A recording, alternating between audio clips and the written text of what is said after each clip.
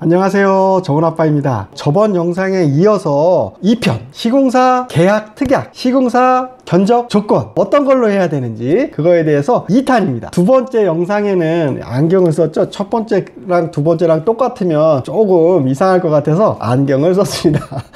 예쁘게 봐주십시오. 시작하도록 하겠습니다. 저번 영상에서도 말씀드렸다시피 시공사 계약 특약은 계약할 때 시공사한테 주는 게 아니라 견적할 때 미리 줘야지 그 특약들이 견적 내역에 반영이 되고, 그리고 그게 계약 내역에 반영이 돼서 특약 조건이 성립이 되는 거예요. 그냥 계약할 때 특약을 넣어달라고 하면 시공사에서 안 된다고 했죠. 그러니 꼭 견적할 때 미리 그 견적 조건이나 계약 특약을 미리 줘서 그 내용을 가지고 공사를 해달라 라고 얘기를 하는 거예요. 그래야지만 그 특약이나 조건들이 다 인정이 되는 겁니다. 아셨죠? 그러면 저번 시간에 첫 번째부터 15번째까지 제가 가르쳐 드렸는데, 오늘은 16번째부터 가르쳐 드리도록 하겠습니다. 16번째, 도급 계약일 기점으로 설계 변경이 없는 한 별도의 추가 공사비는 없는 것으로 합니다. 공사에 필요한 모든 기본적인 사항은 계약에 반영된 것으로 합니다 라는 특약을 넣으시면 좋습니다. 이게 무슨 내용이냐면 시공사에서 계약한 다음에 이것저것 뭐 추가 해갖고 추가 비용을 청구하는데, 그리고 요거 조금 빠졌다 저거 조금 빠졌다 요거 해야 된다 요거 더 했다 요거 덜 했다 막 이런 식으로 해서 막 자꾸 추가 비용을 청구하는데, 여기서 딱 못을 박는 거예요. 설계 변경이 없는 한 추가 비용은 인정하지 않겠다. 그러니까 설계 변경을 해서 뭐가 바뀌면, 도면이 바뀌면 내가 돈을 추가 비용을 줄 것이고, 만약에 안 바뀌면 추가 비용 못 주겠다라는 특약입니다. 요거 정말 중요한 특약이니까 꼭 넣으셔야 됩니다. 17번째, 공사 후 계약 보증 증권을 제출하고 계약금에 대한 세금 계산서를 청구로 제출을 하면 7일 이내에 계약금을 지급하기로 합니다. 계약금은 10%입니다. 요 특약을 넣으시면 좋은데요. 이게 뭐냐면 대부분 건축주님이 계약금 10%를 지급을 해줘야지만 계약 보증서를 주겠다라고 하시는 시공사들이 있어요. 그러면 절대 안 됩니다. 일단 건축주님이 계약 보증서를 받으신 다음에 이상 없음을 확인하고 그 다음에 공사비를 지급하는 겁니다. 무슨 얘기인지 아셨죠? 모든 서류를 먼저 받으신 다음에 확인하시고 비용을 지급을 하시는 거예요. 근데 뭐 대부분 건축주님들이 그러지 않고 막 계약하면은 빨리 막 어떻게든지 빨리 계약금을 주려고 하시는 분들이 많아요. 그러면 안 되시고 제발 청구 서류하고 뭐 세금 계산서 이런 것들을 받으신 다음에, 특히 계약 보증서는 꼭 받으셔야 되겠죠. 그걸 받으신 다음에 공사비를 지급하시는 게 좋습니다. 그리고 세금 계산서는 가끔 영수로 해서 끊으시는 분들이 있는데 청구로 해서 끊으시면 됩니다. 청구로. 그래서 7일 이내에 지급을 하셔야 됩니다. 7일이 넘어가면 계약 위반이 될 수 있습니다. 그렇기 때문에 7일, 그 사람이 청구서를 보냈을 때, 세금 계산서를 보냈을 때 7일 이내에 꼭 돈을 지급을 하셔야지 계약 위반이 안 되니까, 이거 아주 중요하니까 꼭 명심하셔야 됩니다. 18번째, 이제 손가락 이거 안 할게요. 착공 접수 서류와 사용 승인 접수 서류 일체를 시공사가 취합해서 건축주에게 필히 제출하여야 합니다 라는 특약을 넣으시면 좋습니다. 이게 뭐냐면 건축주님이 착공 서류하고 사용 승인 서류를 받아보지 못하는 경우가 많습니다. 물론 설계 건축사님한테 드려서 세움터에 접수를 하겠지만 그거 외에 서류를 나한테도 보내줘라 라는 내용입니다. 이걸 갖고 계셔야지만 나중에 분쟁 상황이 벌어졌을 때 이 서류의 진위 여부를 가려서 소송에 유리하게 끌고 가실 수 있거든요. 그렇기 때문에 착공 접수 서류하고 사용 승인 접수 서류는 꼭 받아주시는 게 좋습니다. 19번째, 현장 대리인계에 명시된 건축 기술자를 현장에 상주시키며 중급 기술자 이상 현장 소장 및 보조 인력을 상주시키는 것으로 하여야 하며 현장 소장 경력 증명서를 꼭 제출하여야 합니다 라는 특약을 넣으시면 좋습니다. 이게 뭐냐면 착공 때 현장 대리인계를 제출을 하는데요, 거기에 있는 현장 기술자가 아닌 사람이 현장에 근무하시는 경우가 상당히 많습니다. 국가에 신고할 때, 착공 신고할 때는 박 씨였는데 현장에 지금 계시는 소장님은 이 씨인 경우가 많습니다. 그 둘이 틀리잖아요. 그 관에다가 현장 대리인이라고 현장 소장이라고 신고한 사람이 내 현장에 근무를 안 한다는 얘기죠. 이런 경우 상당히 많아서 나중에 문제가 많이 됩니다. 이거 불법 면허 대여입니다. 그리고 현장 이탈이고 경우 상당히 문제가 많이 되는 거고, 이런 경우가 많기 때문에 현장 대리인계에 맞는 현장 소장이 현장에 근무하는 게 아주 중요합니다. 그리고 기술자가 초급, 중급, 고급, 특급이 있는데 보통 웬만한 현장들은 중급 기술자 이상이 돼야지 그래도 경력이 좀 어느 정도 있는 거예요. 초급 기술자들은 경력이 별로 없습니다. 그리고 실력이 별로 안 돼요. 그러다 보니까 초급 기술자죠. 그렇기 때문에 중급 기술자 이상의 현장 소장이 현장에서 근무하시면서 공사를 지휘하시는 게 좋습니다. 그리고 현장 소장이 능력이 있느냐 없느냐, 이 사람이 나랑 비슷한 공사를 했느냐 해봤느냐 안 해봤느냐, 경험이 있느냐를 확인하려면 경력증명서가 필요합니다. 그 경력증명서를 꼭 제출해달라고 하셔야 합니다. 자, 20번째, 건축주는 감리 건축사 외에 공사 감독관을 선임하며 공사의 전반적인 부분을 건축주를 대리해서 현장을 관리 감독할 수 있으며, 시공사는 공사 감독관의 지휘를 받아야 하며 감독관의 업무에 최대한 협조하여야 합니다 라는 특약을 넣으시는 게 좋습니다. 건축주님이 많이 오해하시는데, 감리는 법적인 사항하고 인허가 관계들, 이런 것들만 봅니다. 계약의 관계하고 공사의 품질이라든지 공사의 자재 뭐 이런 거에 대해서는 관여를 안 하십니다. 그렇기 때문에 감독관이 있으면 좋긴 좋은데 비용이 많이 들겠죠. 대부분 건축주님이 감독을 하고 계신데 CM이나 PM이나 공사 감독관을 채용을 해서 공사를 진행하는 그런 건축주님들이 요즘 많이 늘어나고 있습니다. 근데 계약할 때, 견적할 때 분명히 감독에 대한 언급이 없었는데 갑자기 계약할 때 이분이 감독관입니다 라고 하면 시공사에서 저 공사 못해요, 감독관이 있으면 너무 힘들어서 못하고 요구 서류도 많고 그래서 업무가 과다해서 추가 비용을 주지 않으시면 저희 공사 못합니다, 이렇게 해서 추가 비용을 청구하는 경우가 많습니다. 그래서 꼭 견적할 때 견적 조건으로 우리 현장에는 감독관이 있습니다 라는 특약을 이렇게 딱 넣어 놓으시면 아주 좋습니다. 신기하게 계약할 때 감독관이 있다면 공사비가 올라가는데 견적할 때 감독관이 있어요 미리만 얘기를 하면 공사비가 올라가지 않습니다. 그렇기 때문에 꼭 견적할 때 공사 감독관이 있다는 것을 견적 조건에 넣으시는 게 좋겠죠. 21번째, 공사비 대금 지급 조건입니다. 요거를 견적 조건에 넣어서 특약으로 넣으시는 게 아주 좋은데요. 대부분 시공사에서는 공사비를 어떻게 받느냐, 이게 상당히 민감하게 받아들이는데요. 돈을 언제 줄 거냐 미리 정해놓고 가시는 게 좋습니다. 그래서 견적 조건 할 때부터 공사비는 내가 어떻게 지급을 할 테니까 이 조건에 맞추든가 아니면 견적에 참여하지 마 라는 식으로 공사비 대금 지급 조건을 미리 딱 정해서 견적을 받으시면 나중에 계약할 때도 문제가 안 되고 공사 중에도 문제가 안 됩니다. 시공사가 가장 좋아하는 결제 조건은 공사량에 따른 기성 조건입니다. 공사한 만큼 청구하고 받겠다, 아주 좋은 기성 조건이죠. 공사한 만큼만 주는 거 당연하죠. 공사했으니까 그만큼 줄게, 후불로 주는 거죠. 그래서 아주 되게 좋은 조건인데 맹점이 있습니다. 공사량을 누가 이거를 판단을 할 것이냐, 이게 아주 중요합니다. 건축주님이 공사비를 많이 줬을 때, 흔히 과기성이라고 하죠. 공사한 것보다 돈을 더 많이 줬을 경우에는 항상 문제가 생깁니다. 많이 주면 공사를 더 잘하는 게 아니라 많이 주면 그 남는 돈을 딴 데다 써버려요. 그러면 그 남는 돈을 딴 데다 써버렸기 때문에 공사할 돈이 없어지는 거예요. 그럼 공사가 더 조악해지고 품질이 안 좋아지는 거예요. 딱 적당히 주시는 게 제일 중요한데, 그래서 관급공사는 공사량에 따른 기선 조건을 기준으로 합니다. 근데 민간 공사에서는 공사량이 이게 맞는지 안 맞는지를 판단할 수 있는 사람이 없어요. 감리건축사님도 잘 판단을 못 하시고 건축주님도 판단을 못 하시고 감독관이 있어도 감독관이 그걸 판단하기 되게 어렵습니다.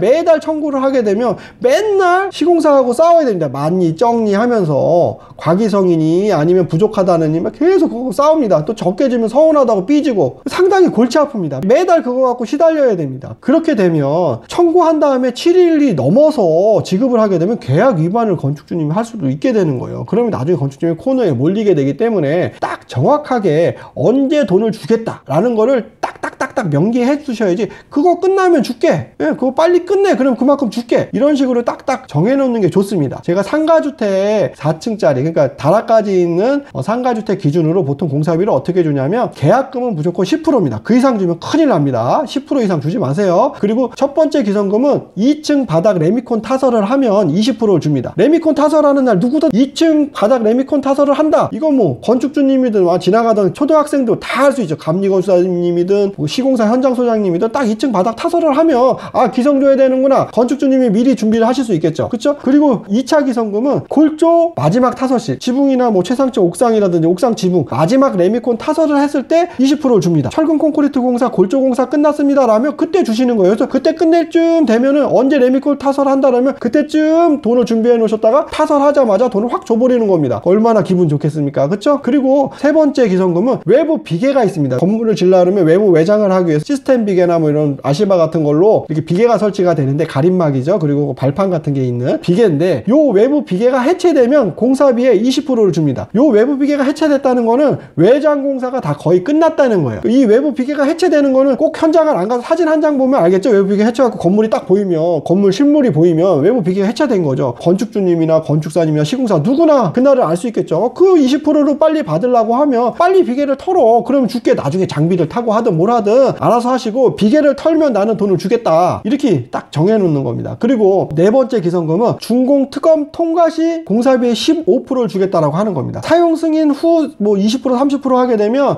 사용 승인 나자마자 막 공사도 안 끝났는데 돈 달라고 막 시공사들이 건축주님을 들들들들 볶습니다. 그리고 막 코너에 몰려서 진짜 헐값에 임대를 줘야 되고 무리한 대출을 끌어야 되고 상당히 골치 아파질 수 있습니다. 그리고 공사도 다 안 끝났는데 돈을 주면 불안하잖아요. 그렇죠? 다 공사 끝난 다음에 줘야 되는데, 그래서 사용 승인 접수 후에 특검이 통과되면 기성 15%를 주겠다라고 딱 명기하는 거예요. 그러면 시공사에서 아직도 잔금이 15%가 남았잖아요. 그렇기 때문에 사용 승인 접수를 빨리 하려고 노력을 합니다. 기성을 받아야 되니까. 그리고 마지막 잔금, 준공금이죠. 이거는 아주 중요한데, 보존 등기가 완료가 되면 1개월 이내에 잔금 15%를 지급하겠다라는 약정을 하는 겁니다. 예, 이건 뭐냐면 보존 등기가 나야지 은행에서 대환 대출이 됩니다. 근저당 설정을 해서 잔금을 지급을 하거든요. 예, 그렇기 때문에 사용 승인이 났다고 해서 은행에서 돈을 주는 게 아니라 보존 등기가 나야지만 은행에서 근저당 설정을 해서 공사비를 지급하거나 대환 대출로 부족한 공사비를 추가로 지급해 주는 거예요. 그렇기 때문에 보존 등기 후 1개월 이내에 공사비 15% 잔금을 주겠다라는 약정을 하시는 게 좋습니다. 요 조건들은 아주 중요하니까 꼭 이렇게 명시하시는 게 좋습니다. 10, 20, 20, 15, 15 해서 100%를 만드는 거예요. 그 다음에 물가 상승비는 없음, 추가 비용 인정하지 않겠다라는 걸 또 한 줄 더 써놓습니다. 요건 뭐냐면 요즘같이 공사비가 막 이렇게 올라가잖아요. 많이 올라가게 되면 계약할 때하고 공사 중에 단가가 틀려지기 때문에 추가 비용을 청구하는 시공사들이 많습니다. 이런 경우 상당히 당혹스럽죠. 그래서 아예 계약할 때부터 물가 상승비는 나 지급하지 않을 거니까 네가 만약에 이거 청구할 것 같으면 견적을 하지 마라는 그런 특약이죠. 그리고 계약 이행 보증 증권은 계약 금액의 10%, 뭐 20%, 30% 하지 마시고 10%면 됩니다. 10%만 계약 이행 보증 증권 끊으시고, 20% 정도 줬다 그러면 선급금 보증서까지 끊으시고, 계약 보증금 10%만 줬다 그러면 계약 보증금만 끊으시고, 20% 줬다 그러면 계약 보증금 10% 그리고 선급금 보증금 20% 이렇게 끊으시면 됩니다. 근데 될 수 있으면은 계약금은 10%만 주세요. 20% 주시면 큰일 납니다. 하자 이행 보증률은 3년으로 하시는 게 좋습니다. 3년. 총 공사비의 3% 하자 이행 보증 보험 증권을 제출해라 라고 이렇게 명기를 합니다. 이게 뭐냐면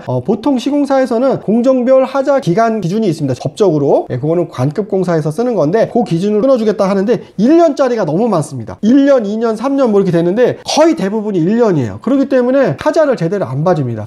하자는 보통 2년이 지나면 하자가 발생되기 시작합니다. 그러면 다 건축주님 실비로 하자 보수를 하셔야 돼요. 비용이 많이 들겠죠. 그래서 보통 2년 이상을 하시는 게 좋은데, 일단 3년을 하시면 시공사가 못하겠다 막 그러실 수 있어요. 그러면 2년으로 합의하세요. 2년으로. 전체 공사에 대해서 2년으로. 이거 아주 중요합니다. 그리고 지체 상금률이라고 있습니다. 이게 정당한 사유가 없는 한 매 지체일 수마다 계약 금액의 1000분의 1, 요거를 지체 상금률이라고 하는데, 간혹 1000분의 1%로 적으시면 안 되기 때문에 1000분의 1이라고 명시하시는 게 좋습니다. 요거는 준공일을 지난 날짜부터 하루당 얼마씩 지체 상금을 지급을 해라 라는 조건입니다. 그래서 보통 10억이면 하루에 100만 원 정도 됩니다. 한 달이 늦으면 3천만 원이에요. 상당히 큰 금액이죠. 두 달이면 6천만 원입니다. 예, 그렇기 때문에 지체 상금률은 1000분의 1 정도 하시는 게 좋은데, 간혹 건축주님들이 뭐 1000분의 3 막 1000분의 5 이렇게 하는데, 그건 좀 솔직히 시공사한테 너무 큰 부담을 지어주는 거기 때문에 그렇게 하시면 안 됩니다. 그 다음에 대가 지급 지연 이자율이라고 해서 시중은행 일반 대출 시 적용되는 이자율 연 12% 적용이라고 명기를 하시면 좋습니다. 이건 뭐냐면 건축주님이 시공사한테 기성이라든지 공사대금을 늦게 줬을 때 그거에 대한 이자를 얼마를 줄 것이냐를 정하는 겁니다. 보통 연체 이자율을 기준으로 하는데, 보통 일반 시중은행에서 12%를 적용을 하는데, 어떤 시공사들은 이거를 뭐 연 30몇 프로 청구하는 경우가 있습니다. 그렇기 때문에 이렇게 연 12%로 명기를 해주시는 게 좋습니다. 이게 정이자입니다. 그 다음에 공사비 대금 지급 조건에 명기해야 할 사항이 뭐냐면, 이거 아주 중요한데요. 매회 기성 청구 시 전액 지급한 사용 내역을 제출해야 하며, 작업자 및 하도급 업체에게 공사비로 지급한 입금 확인증을 필히 제출하여야 하고, 하도급 계약 시 하도급 승인서를 제출하여야 신고하여야 합니다. 키스콘의 하도급 계약을 필히 신고하여야 합니다. 건축주가 전에 지급한 금액보다 시공사의 공사비 지급 입금 확인증이 70%를 넘지 않으면 공사비를 지급하지 않는 것으로 하겠습니다 라는 조건을 명기하시면 좋습니다. 이게 뭐냐면 나는 시공사한테 공사비를 줬는데 시공사 하도급 업체라든지 자재업체라든지 작업자들한테 공사비를 안 준 거예요. 그러니까 나는 줬는데 얘네들이 못 받았다고 막 공사 못 하겠다, 돈 안 주면 공사 안 한다, 막 이런 식으로 막 하시는 분들이 많아요. 그러다 보면 건축주님이 상당히 곤란하겠죠. 나는 줬는데 왜 시공사 너 못 주냐. 그러니까 이거는 우리 회사 사정에 의해서 어쩌고 저쩌고 막 하면서 핑계를 댑니다. 급한데 뭐 썼다, 뭐 직원도 급여도 주고 뭐 어쩌고 줬다 막 하면서 핑계를 막 대는데, 그런 게 쌓이면은 실제적으로 공사에 들어간 비용은 얼마 안 되고 딴 돈을 딴 데다가 다 썼기 때문에 돌려막기식이 돼서 우리 현장이 상당히 위험해질 수 있습니다. 그래서 내가 준 돈이 우리 현장에 쓴 자재라든지 작업자든지 하도급 업체한테 실제 지급이 됐느냐 안 됐느냐를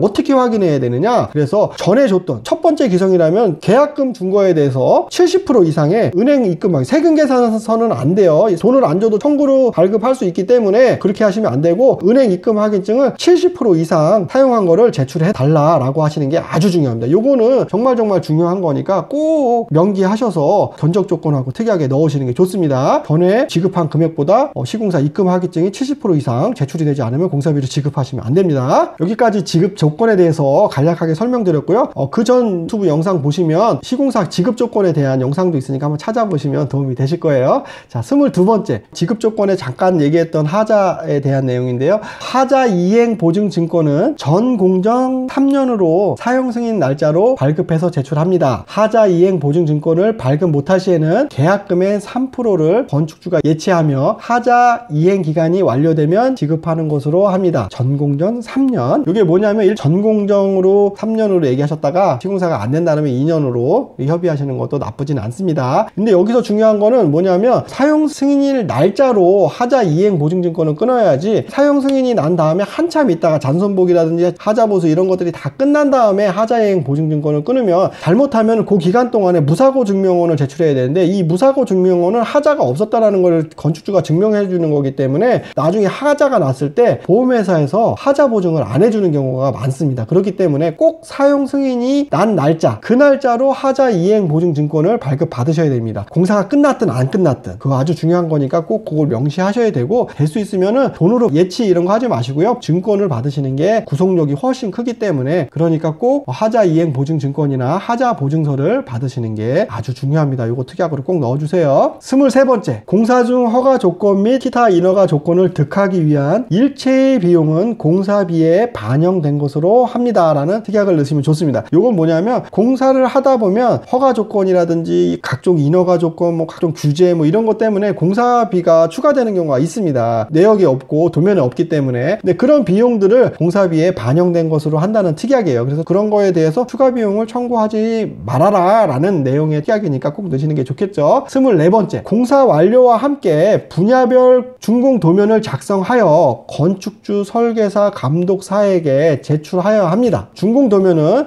최초 계약 시의 시공용 도면에 공사 완료까지 승인된 상세 도면의 내용을 반영하고 추가, 삭제, 기타 변경된 모든 내용을 포함하여야 합니다 라는 특약을 넣으시는 게 좋습니다. 요거는 뭐냐면 준공이 되면 대부분 준공 도면을 안 그려줘요. 그러다 보니까 나중에 이제 뭐 인테리어라든지 뭐 다른 뭐 증축 공사라든지 뭐 이런 여러 가지 공사를 하거나 차인들이 도면을 요구해서 줬을 때 공사하고 공사된 사항하고 틀린 경우가 많아요. 그럼 상당히 골치 아프겠죠. 그래서 준공 때 시공사 보러 준공 도면을 작성해서 제출해 달라는 거예요. 그거를 공사 중에 이제 변경된 사항들이 있을 거 아닙니까? 그런 내용을 다 반영을 해서 준공 도면을 작성을 해서 제출해 달라라는 내용입니다. 이것도 아주 중요한 거니까 꼭 특약으로 넣으시는 게 좋습니다. 25번째 시공사가 계약 내역에 적용한 안전관리비는 현장 안전관리에 사용되어져야 하며 작업자들 안전장구 지급을 하여야 합니다. 만약 작업자 안전장구가 착용되지 않고 안전시설물이 제대로 설치되지 않았을 시에는 안전관리비 전액을 감액하는 것으로 하겠으니 필히 현장 투입 작업자 모두 안전장구 착용을 하도록 하시기 바랍니다 라는 특약을 넣으시면 됩니다. 요즘에 안전 때문에 상당히 문제가 되죠. 공사에서 안전사고가 많이 납니다. 작업자들 많이 다치고 그런 경우가 많습니다. 그래서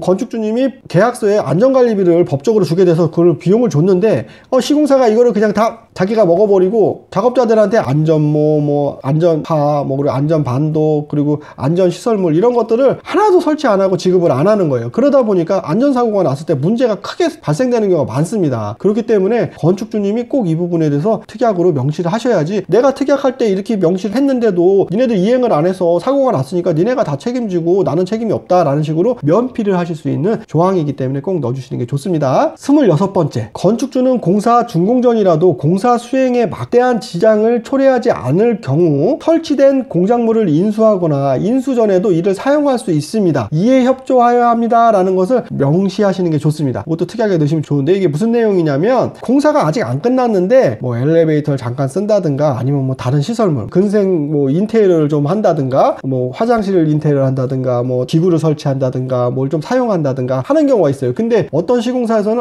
준공이 안 났으니까 절대 안 됩니다, 사용하시면 안 됩니다, 막 이러면서 절대 안 된다고 하고, 만약에 먼저 사용했을 때 발생되는 모든 피해는 건축주님이 다 부담을 하셔야 됩니다 라고 이렇게 건축주님을 거의 협박하듯이 하시는 분들이 있어요. 그래서 이런 특약을 넣어놓으시면 준공 전에도 인테리어 공사라든지 뭐 기타 건축주님 직영 공사라든지 이런 것들을 급한 대로 뭘 하고 설치하실 수 있습니다. 그래서 이런 것들을 협조해 달라는 특약입니다. 넣으시면 좋겠죠. 27번째, 시공사는 건축주가 지급한 건축 구조, 기계설비, 전기설비, 통신설비, 소방설비 등의 도면을 검토해서 도면 오류를 체크한 후에 시공을 하여야 하며, 이를 이행하지 않아 발생되는 시공 오류에 대한 책임은 시공사에게 있습니다. 이게 무슨 내용이냐면, 건축주님이 도면하고 이런 여러 가지 사항을 제공을 했는데 오류를 체크해서 시공을 해야 된다. 만약에 오류 체크를 안 하고 시공해서 문제가 생겼을 경우에 이 책임은 시공사에게 있다라는 특약입니다. 건축주님이 도면을 잘 못 보시잖아요. 그러니까 시공사 니네가 도면을 잘 봐서 오류가 있으면 체크한 다음에 오류를 바로잡아서 시공을 하고, 만약에 네가 놓쳐서 문제가 생겼다, 이건 네가 책임져라. 당연히 네가 기술자니까 네가 검토해가지고 문제 안 생기게 시공을 해야지, 도면이 잘못됐다고 잘못된 대로 시공을 해갖고 잘못됐다고 건축주한테 책임을 물지 말아라, 뭐 그런 내용이죠. 그래서 이것도 아주 중요한 특약이니까 꼭 넣으시는 게 좋습니다. 28번째, 시공사는 계약 시 제공된 도면을 근거로 현장을 확인하여 공사 수행상의 오류 및 누락을 예방하고 공사의 안전을 확보하기 위해서 상세 시공 도면을 시공사의 비용으로 작성하여 건축주 감독관의 승인을 받아야 합니다. 또한 건축주나 감독관이 요구할 경우에도 시공사의 비용으로 상세 시공 도면을 작성하여야 합니다. 건축주가 시공 상세 도면을 승인하더라도 시공자의 원천적 과실에 대한 책임이 면제되지는 않습니다. 이런 특약을 넣으면 좋습니다. 이게 무슨 내용이냐면, 27번째 그 전에도 얘기한 것처럼 도면을 근거로 현장 조건을 좀 파악을 해서 문제가 안 생기게 미리 좀 체크를 하고 상세 도면을 그려가지고 건축주한테 승인을 받아라. 도면이 문제가 있으면 그 도면은 네가 책임을 지고, 만약에